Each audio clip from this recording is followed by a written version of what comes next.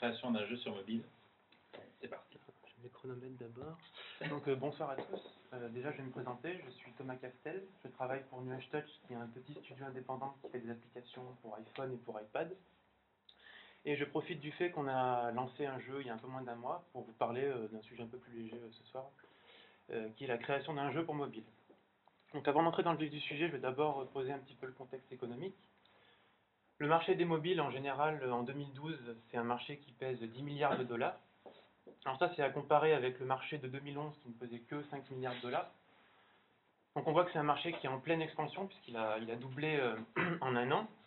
Et par contre, il faut faire attention, il y a beaucoup d'argent qui est en jeu, mais c'est un marché qui est très concurrentiel. Par exemple, rien que sur l'App Store d'Apple, il y a plus de 700 000 applications.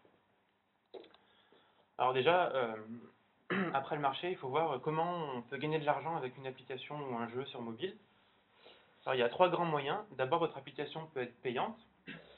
Ensuite, votre application peut contenir des achats dits in-app. Ça veut dire que l'utilisateur pourra réaliser des achats directement depuis l'application, par exemple pour débloquer du contenu additionnel.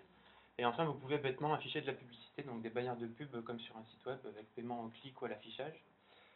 Ces méthodes sont cumulables, donc c'est pas conseillé de mettre les trois en termes de marketing.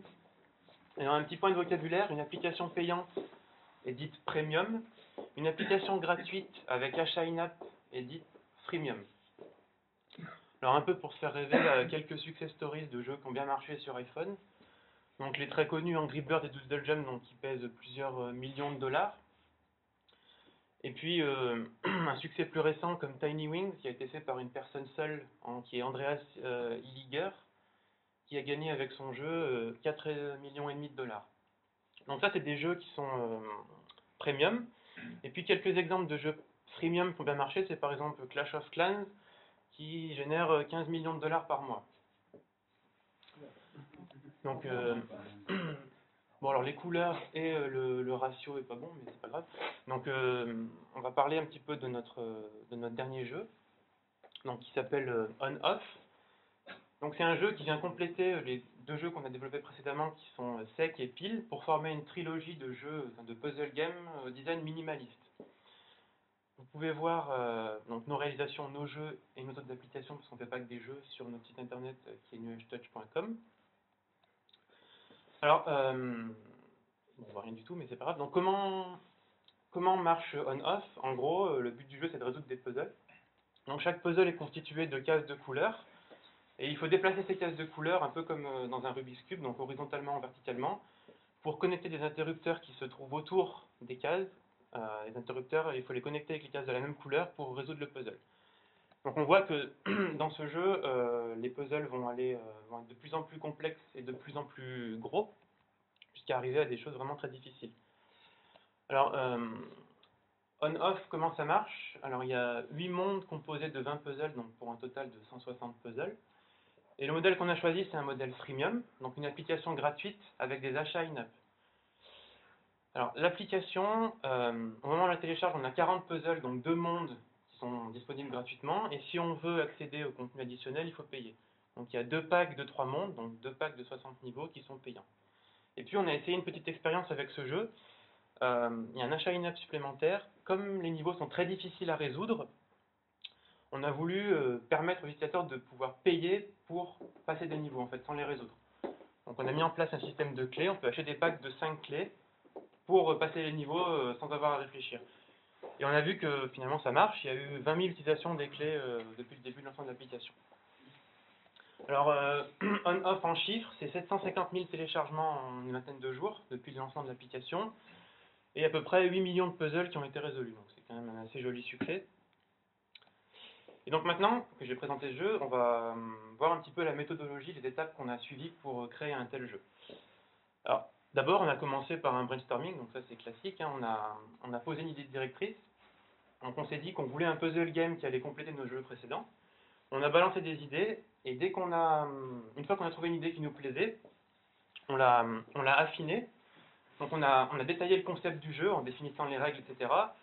Et on l'a validé. Donc on l'a validé techniquement. Est-ce qu'on a les compétences techniques pour le faire? En termes de temps, est-ce qu'on aura assez de temps pour le faire? Puis financièrement, est-ce qu'on aura assez d'argent pour pouvoir le faire?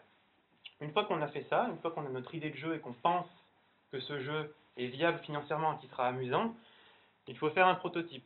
Donc, on peut penser que notre idée est la meilleure du monde, il faut pouvoir la tester iPhone en main avant de pouvoir dire que le jeu est vraiment amusant. Donc ces 3 étapes sont indispensables, et une fois qu'on a un concept de jeu, un cahier des charges précis et qu'on sait exactement ce qu'on veut faire, on va passer au développement en lui-même. Donc ça consiste en quoi? Ça consiste à terminer le développement du jeu, donc il n'y a pas que le moteur de jeu, il y a tous les systèmes d'achat in-app, les systèmes sociaux avec le Game Center par exemple sur iPhone. Et puis aussi, quand on fait un jeu, en particulier un jeu qui a du contenu qui n'est pas généré aléatoirement, il faut faire un éditeur de niveau. Ça c'est très important et ça n'est pas à négliger. On ne peut pas coder les puzzles directement en XML ou quoi, il faut un éditeur de niveau pour pouvoir faire ça proprement et correctement. Puis bien sûr des tests, donc ça c'est les tests classiques, vérifier ça des bugs et tout au long du développement. Et aussi les bêta-tests, faire tester le jeu par des utilisateurs lambda, parce que nous on est dans notre truc, donc on ne pourra pas juger correctement de l'amusement et du challenge que propose le jeu. Alors, comme j'ai dit que c'était important l'éditeur de niveau, j'aimerais présenter l'éditeur de niveau qu'on a fait pour On/Off. Alors, on allait assez loin avec ce jeu, les niveaux sont stockés sur un serveur web, et on a fait une autre application iPhone qui permet de s'y connecter et de créer les niveaux en collaboration. Donc, alors, un petit conseil aussi, si vous faites un jeu qui propose plusieurs niveaux, plusieurs points importants, déjà permettre, au moins en interne, de mettre un commentaire ou un nom pour chaque niveau, parce qu'après vous pourrez vous retrouver plus facilement. Et puis, comme on a voulu faire avec On/Off un challenge pour les joueurs qui est consistant, c'est-à-dire que la difficulté ne monte pas trop vite, pour que l'utilisateur ne se lasse pas, parce que si l'utilisateur se lasse sur mobile, en fait sur mobile on n'a que 5 minutes pour convaincre l'utilisateur. Si l'utilisateur se lasse, en particulier avec une application gratuite, il va quitter l'application et plus jamais l'ouvrir. Donc on a mis en place un système de notes. Donc il est possible en interne pour nous de mettre une note pour un niveau qui correspond à sa difficulté pour pouvoir facilement les ranger et faire en sorte que les premiers niveaux soient vraiment faciles et que la difficulté augmente assez pour tenir en haleine l'utilisateur et lui donner envie d'acheter les packs payants. C'est ça le plus important au final, sinon on ne peut pas manger à la fin du mois. Donc alors après, l'éditeur de niveau, on va pouvoir dessiner le puzzle. Donc ça c'est la première étape. Une étape très importante, on va devoir mélanger le puzzle. Donc on va pouvoir le tester et le mélanger. Alors ça c'est important aussi, on serait tenté déjà de vouloir faire un système qui génère les niveaux aléatoirement, ça marche pas. Et ensuite on serait tenté aussi, pour gagner du temps, de faire un système qui mélange les niveaux aléatoirement, ça marche pas non plus. Il faut faire un système, donc il faut dessiner les niveaux à la main, et il faut les mélanger à la main pour que le résultat du mélange soit joli esthétiquement, et qui propose un challenge pour l'utilisateur pour le résoudre. Donc on voit que dans un jeu comme On/Off, et on comprend que pour faire 160 niveaux, c'est aussi difficile de les créer que de les résoudre, de finir le jeu. Mais ça, c'est un choix commercial, puisque la qualité des niveaux, en fait, l'utilisateur le ressent, et ça l'encourage à dépenser de l'argent. C'est toujours la finalité, ça. L'encourage à dépenser de l'argent. Alors après, les étapes à faire un peu en parallèle et à la fin du développement, c'est déjà décider d'une date de sortie, ça c'est important. Il faut donner une deadline pour le développement et une deadline pour la sortie du jeu. Il faut préparer son site web, donc est-ce qu'on va faire un site dédié à l'application, comment on va le présenter sur notre site à nous, ça c'est important aussi, il faut un site qui présente nos produits. Il faut préparer les screenshots et les descriptions pour l'App Store. Il faut faire une vidéo de présentation, ça c'est super important aussi, ça demande du temps donc il faut y penser. Et il faut contacter la presse. Alors ça c'est le point le plus important. En fait, ce qu'il faut bien comprendre, c'est que dans le développement d'un jeu ou d'une application, les 2 étapes les plus importantes, c'est la création. Le développement, c'est facile, quoi. C'est du code, tout le monde peut le faire. Par contre, la distribution, c'est le plus difficile. Parce qu'une application, un jeu dont personne ne parle, n'existe pas. C'est-à-dire que mettre une application sur l'App Store, ça revient à ne rien faire, on gagne 0. Donc il faut contacter la presse avant la sortie du jeu pour les prévenir que le jeu va sortir, et si possible, leur donner des screenshots, et puis une vidéo, et même leur faire tester le jeu en bêta. Et les contacter après pour leur rappeler que le jeu est sorti. Donc il faut leur mâcher le travail, c'est pas à eux de se rappeler que notre jeu va sortir, sinon ils n'en parleront pas. Il faut négocier des opérations exclusives avec eux, il faut leur proposer des concours par exemple, ou voilà, ce genre de choses. Donc le but d'un studio d'édition, c'est le plus possible, le Graal, c'est de récupérer une adresse email ou un numéro de téléphone, un contact direct avec un journaliste, pour qu'il parle automatiquement de nos produits par la suite. Donc voilà, donc là pour se faire plaisir, la vidéo de présentation de On-Off. Donc c'est assez rapide.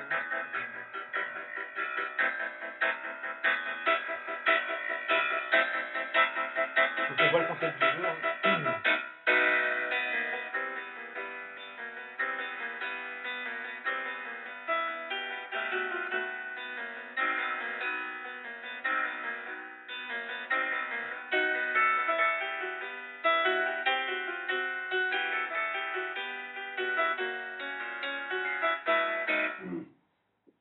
C'est pas la même icône qu'avant, en fait on a fait une mise à jour de l'application qui sera disponible bientôt avec une nouvelle icône, donc là c'est la vieille icône qui est moche. Et donc bon, ma conclusion, c'est que développer des jeux sur mobile, c'est un sujet très intéressant qui est enrichissant personnellement et qui peut être enrichissant financièrement, donc on n'a pas encore atteint ce point mais ça va sûrement venir. Et puis donc ouais, je rappelle les principes fondamentaux, ne pas hésiter à faire payer l'utilisateur, parce que maintenant en fait on se rend compte que les gens sont prêts à dépenser de l'argent avec les achats in-app très facilement, et en particulier dans un jeu. Faut jamais se dire que ce qu'on fait c'est pas moral ou c'est pas bien, par exemple notre truc des clés là, faut pas hésiter à le faire parce que ça rapporte de l'argent. Et puis, et après, il faut entretenir des bonnes relations avec la presse. Donc il faut faire le plus possible pour que notre jeu ait une visibilité, sinon il n'existe pas. Donc voilà. Donc, merci de votre attention.